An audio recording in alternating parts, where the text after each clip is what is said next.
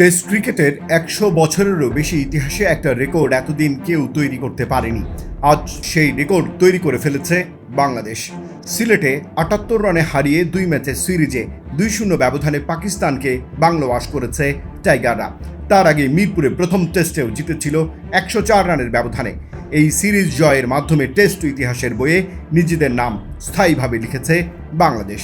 কারণটা বলছি, ২০২৪ সালের আগস্ট সেপ্টেম্বরে বাংলাদেশ প্রথমবার পাকিস্তানের মাটিতে গিয়ে তাদের ২ ম্যাচের সিরিজে ধবলধোলাই করেছিল। পাকিস্তানের ঘরের মাঠে পাকিস্তানের সমর্থকদের সামনেই সেই মুহূর্তটাই ছিল বাংলাদেশের ক্রিকেট ইতিহাস গড়ার। কিন্তু তখন কেউ ভাবেনি বাংলাদেশের পরের অধ্যায়টাও নিজেরাই লিখবে। এবার নিজের মাঠে পাকিস্তানকে আবারও ক্লিন সুইপ করেছে টাইগাররা। আর এই দুটো ঘটনা একসাথে হওয়া মানে পাকিস্তানকে তাদের নিজের মাটিতে এবং বাইরে দুই জায়গাতেই হোয়াইট ওয়াশ করা টেস্ট ইতিহাসে প্রথম কোনো দল হচ্ছে বাংলাদেশ জাতীয় ক্রিকেট দল। ইংল্যান্ড পাকিস্তানকে পাকিস্তানে ধবলধোলাই দিয়েছে, কিন্তু নিজেদের মাঠে ইংল্যান্ডে কখনো তা পারেনি। অস্ট্রেলিয়া, দক্ষিণ আফ্রিকা, নিউজিল্যান্ড, শ্রীলঙ্কা এরা নিজেদের মাঠে পাকিস্তানকে হোয়াইট ওয়াশ করেছে ঠিকই, কিন্তু পাকিস্তানের মাটিতে গিয়ে সেই কাজ করে আসতে পারেনি কেউ। এই দুটো শর্ত একসাথে পূরণ করার ঘটনা ১০০ বছরের বেশি সময়ে একবারও ঘটেনি।